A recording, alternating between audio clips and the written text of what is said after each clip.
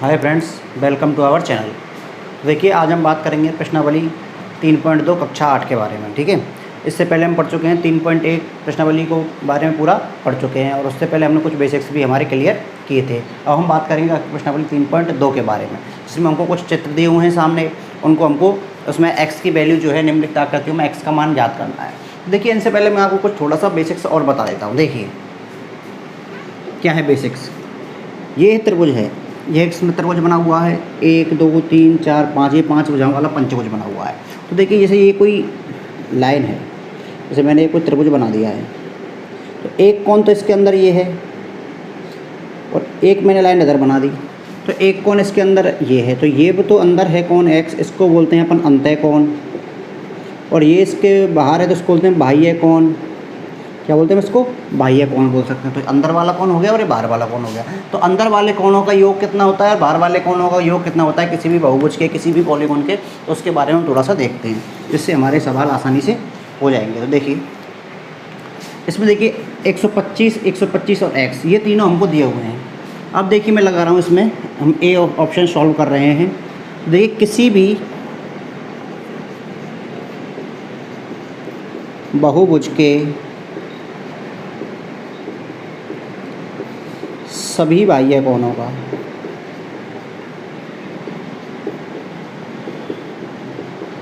का जो माप है योग 360 डिग्री होता है। ये याद रखना बिल्कुल।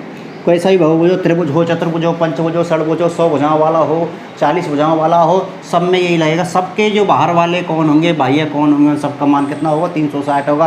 और अंदर वाले कोणों की बात करें तो अलग अलग होता है हर बहुभुज के लिए, जो हमने आपको बताया था। उसके लिए फॉर्मूला था हमारा n-2 गुणा 180/n, और यहाँ पर n क्या थी? हमारी भुजाओं की संख्या। ये हो गया। अब देखिए कितने कोण दिए हुए इसमें? 125 डिग्री, सबको जोड़ दो, प्लस ऊपर वाला 125 डिग्री और प्लस ये कितना है? x डिग्री, बराबर कितना हो गया? 360 डिग्री। एंगल x है। 125 और 125 को मैं जोड़ता हूँ तो देखिए 250 डिग्री हो जाता है, plus angle of x degree is equal to 360 degree. जब हम इसको सॉल्व करते हैं तो 360 डिग्री, ये इसके साथ प्लस में है पूरा, तो उधर जाके किसका हो जाएगा? हमारे पास माइनस का हो जाएगा, माइनस के 250 डिग्री। और जब 360 में से जब मैं 250 घटाता हूँ तो बच जाता है 110 डिग्री। तो x की वैल्यू हमारी कितनी आ गई? 110 डिग्री आ गई। और इन तीनों को जोड़ने पर देखिए 125, 125, 250 और 350 और 10 कितना हो गया? 360 हो गया। अब देखिए, इस तरीके से इसमें भी करते हैं, इसी तरीके से हम इसमें भी करते हैं। बाह्य कोणों की बात कर रहा है वो हमसे बार बार। देखिए, ये बाह्य कोण हमारे पास है, ये साइन किसका होता है? 90 डिग्री का है हमारे पास। ये 70 डिग्री है, ये x डिग्री है, लेकिन यहाँ का ये बाह्य कोण नहीं है। तो आपको दिख रहा है, अगर ये 90 डिग्री का है तो ये भी कितने डिग्री का होगा? 90 डिग्री का होगा। क्यों होगा? क्योंकि एक ऐसा कोण है, समकोण है। समकोण हो गया तो 90 डिग्री का होगा। तो मैं इसको यहाँ पे मान लो a लिख देता हूँ। तो पहले हम इस a की वैल्यू निकाल लेते हैं। तो a प्लस का 90 इज इक्वल टू 180। तो a is equal to 180 minus का 90 किससे होगा? ये रैखिक कोण युग्म से हो जाता है हमारा 90 डिग्री। किससे हो जाता है? रैखिक युग्म, रैखिक कोण युग्म हो गया। अब देखिए आगे, अब वही काम करना है जो इधर किया था। यहाँ से स्टार्ट कर लेता हूँ मैं। Angle of x plus 70 plus ऊपर 90 प्लस 60 प्लस ये भी हमारे पास कितना आ चुका है? 90। और तीनों का योग कितना होगा? सबका योग कितना होगा? 360 डिग्री। क्यों होगा? अभी बताया है कि किसी भी बहुभुज के सभी बाह्य कोणों का योगफल कितना होता है? 360 डिग्री के बराबर रख दिया। अब जोड़ दीजिए इनको। 70 और 9 और 7 16 हो गए, 16 और 6 22 हो गए, और 22 और 9 हमारे कितने हो गए? 31। तो 310 डिग्री बराबर 360 डिग्री। और ये प्लस का है, उधर जाके किस में से माइनस हो जाएगा? 360 में से हम इसको माइनस कर देंगे, और 360 में से हम इसको जब माइनस करेंगे तो कितना आ जाएगा हमारे पास? ये 50 डिग्री आ जाएगा। अब इनको जोड़ लीजिए। x की वैल्यू कितनी आ गई? 50। देखिए 50 और 70 120, और 120 और 90 कितना हो गया हमारे पास? 210, और 210 और 60 कितना हो गया हमारे पास? 270, और 270 और 90 दोबारा से कितना हो गया हमारे पास? 360। तो किसी भी बहुभुज के सभी बाह्य कोणों का योग कितना होता है? 360 डिग्री, चाहे वो कैसा भी बहुभुज है। अब बात कर रहे हैं प्रश्न नंबर 2 के बारे में। अब देखिए, बात करें प्रश्न नंबर 2 की। तो प्रश्न नंबर 2 हमारा क्या कह रहा है? एक समबाहुभुज के प्रत्येक बाह्य कोण का माप ज्ञात करिए। इस प्रश्न को समझने से पहले आप वीडियो को लाइक करते रहिए। इस एक समबाहुभुज के प्रत्येक बाह्य कोण का माप ज्ञात करो जिसकी 9 भुजाएं हैं, जिसकी 15 भुजाएं हैं। तो भुजाएं कितनी है? 9, और कोण उसमें कितनी है? 15। और क्या निकालना? प्रत्येक बाह्य कोण का मान। तो आप तो मुझे ये बताइए, कोई भी अगर समबाहुभुज है, रेगुलर पॉलीगन है, तो उसके अंदर क्या होगा कि जितने भुजाएं होंगी उतने ही क्या होंगे? कोण होंगे। तो माना, तो हमारे पास यहाँ पर हमने n क्या मानते हैं? हम n बराबर भुजाएं मानते हैं कि नहीं? n को क्या मानते हैं? भुजाओं की संख्या। और जितनी भुजाएं उतने ही हमारे पास क्या होंगे? कोण होंगे कि नहीं? ठीक है। अब देखिए बाह्य कोण की बात करें। अभी हमने सूत्र पढ़ा है बाह्य कोण का। क्या पढ़ा है? सभी बाह्य कोणों का योग। क्या पढ़ा है? सभी बाह्य कोणों का योग। कितना पढ़ा था हमने? 360 डिग्री। लेकिन हमसे यहाँ सभी की नहीं पूछी, सिर्फ एक की पूछी है। तो किसी भी एक चीज़ की वैल्यू निकालने के लिए नीचे भाग कर दिया जाता है कि नहीं? तो मैं एक सूत्र बना रहा हूँ नया, इसको भी याद कर लीजिए तुरंत। प्रत्येक बाह्य कोण का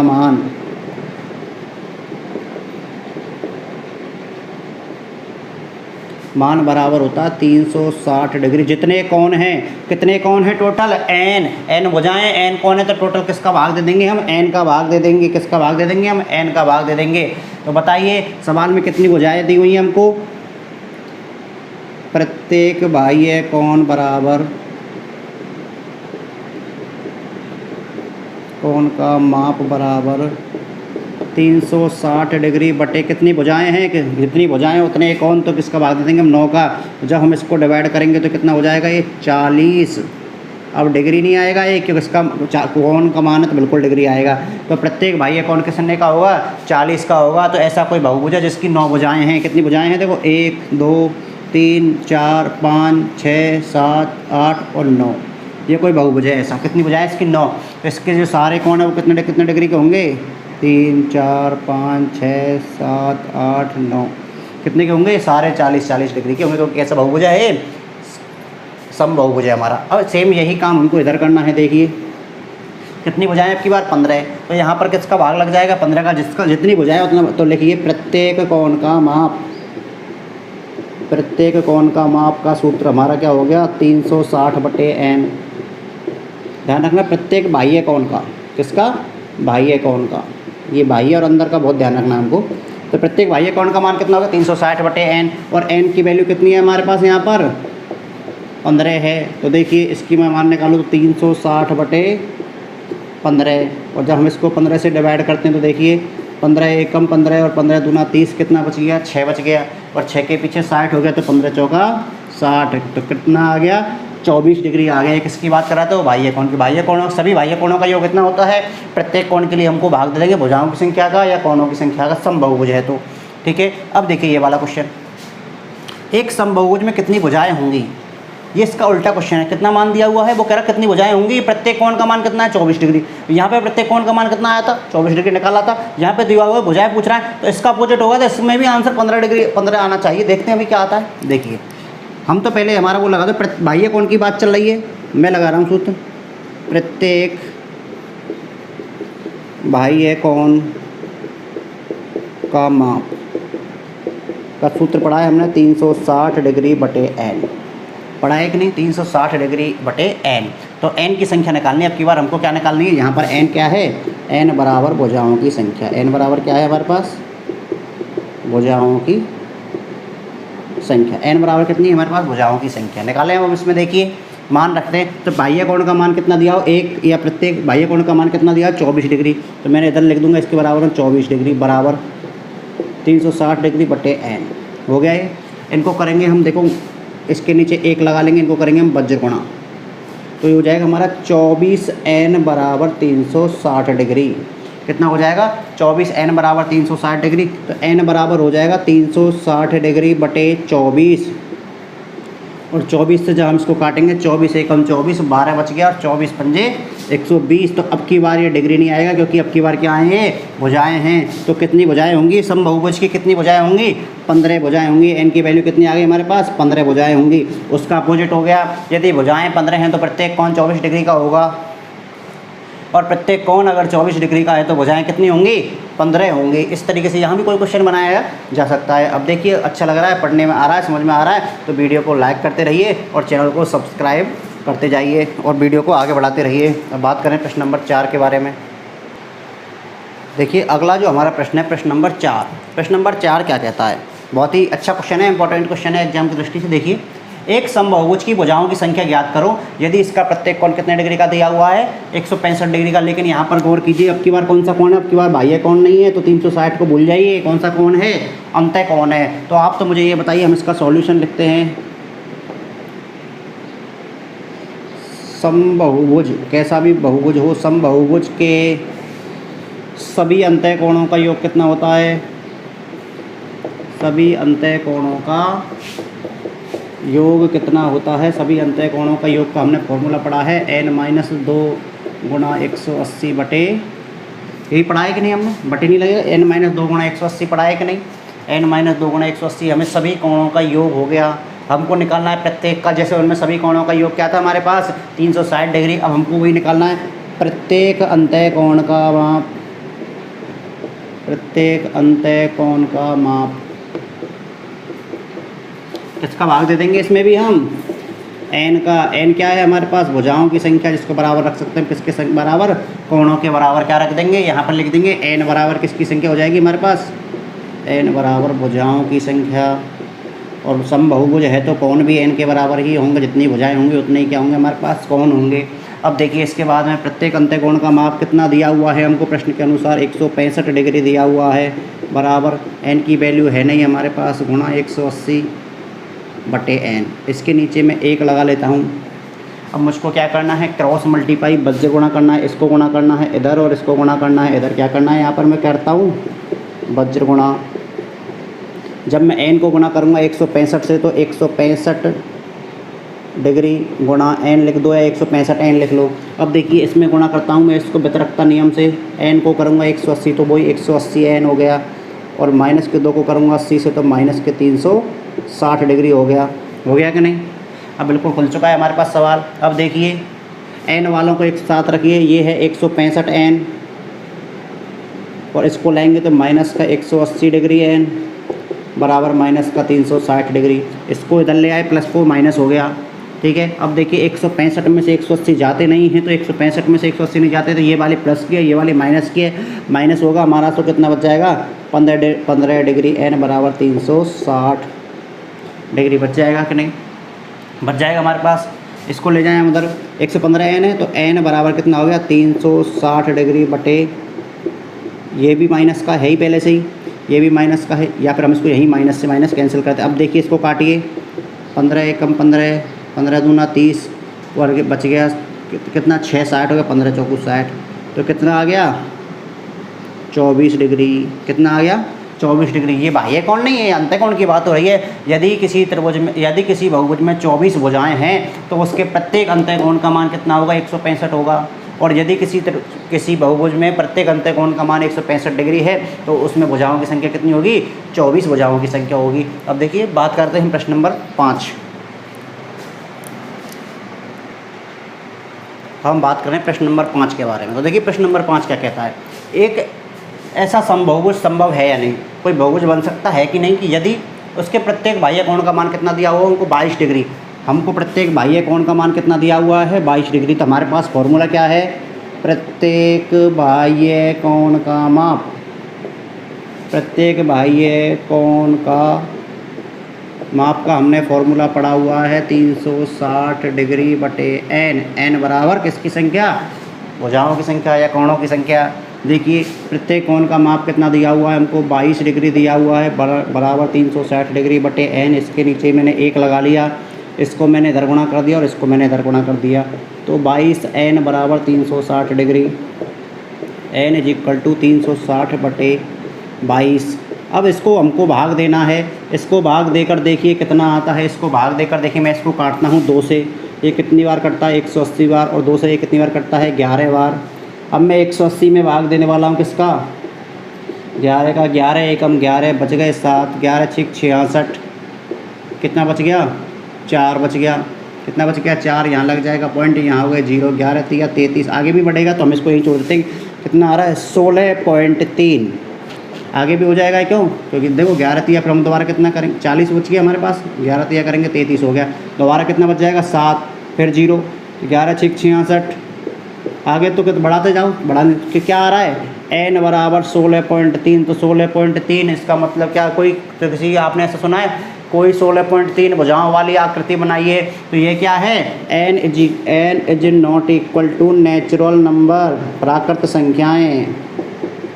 n की वैल्यू क्या होनी चाहिए, प्राकृत संख्या में होनी चाहिए। कैसे होनी चाहिए, n की जो वैल्यू है वो 1 होनी चाहिए, 2 होनी चाहिए, 3 होनी चाहिए, 4 होनी चाहिए, और कहाँ तक होनी चाहिए, अनंत तक होनी चाहिए। n की वैल्यू जो है होनी चाहिए, 0 भी नहीं होगी, 0 बन जाएगी तो कैसे बनेगा, कोई लाइन ही नहीं है, 0 लाइन है, 0 लाइन का मतलब कोई लाइन ही नहीं है, तो कैसे बनेगा, 16.3 रेखाओं वाला हम कोई आकृति नहीं बना सकते। तो इसमें क्या लिख देंगे, एक ऐसा समबाहुभुज संभव नहीं है जिसके प्रत्येक कोण का मान 22 डिग्री हो, तो नहीं हो सकता। ठीक है, अब बात करते हैं हम इस वाले की। अब वो कह रहा है क्या यह किसी समबाहुभुज का बाह्य कोण तो नहीं है, पहले बोल दिया उसने, तो अंतःकोण हो सकता है कि नहीं, इसको भी चेक कर लो, हमारे पास अंतःकोण का भी फॉर्मूला है, अभी पढ़ा था पिछले सवाल में। प्रत्येक अंतःकोण का माप, भाई बाह्य कोण का है तो हमारे पास अंतःकोण का भी है, क्या है n-2 गुणा 180/n, लगा दो, वही 22 को रख दो यहाँ पे, उसी कोण की बात करिए ना, बराबर n-2 गुणा 180/n, ये हो गया। इधर 1 कर देंगे हम इसको, इधर गुणा 22n बराबर n को गुणा करेंगे 180n और माइनस करेंगे इसको 360, हो गया। सॉल्व करिए इसको इधर लाइए, 22n माइनस का 180n बराबर 360। तो देखिए 22 में से जब मैं 180 घटाऊंगा तो कितना बच जाएगा, 22 में से 180 घटाऊंगा, 22 में से 180 घटाना उल्टा लग रहा है ना, तो इधर से घटा लीजिए और चायन किसका लगा दीजिए, कितना बच गया 158, n बराबर 360 डिग्री। n की वैल्यू निकालिए, क्या आती है कि नहीं, नेचुरल नंबर 158, इसको हम काटा पीटी करते हैं तो ये हो गया हमारे पास 180, और इसको काटेंगे 2 सत्ते 14, 1 बच गया, 2 नाम 18, 79।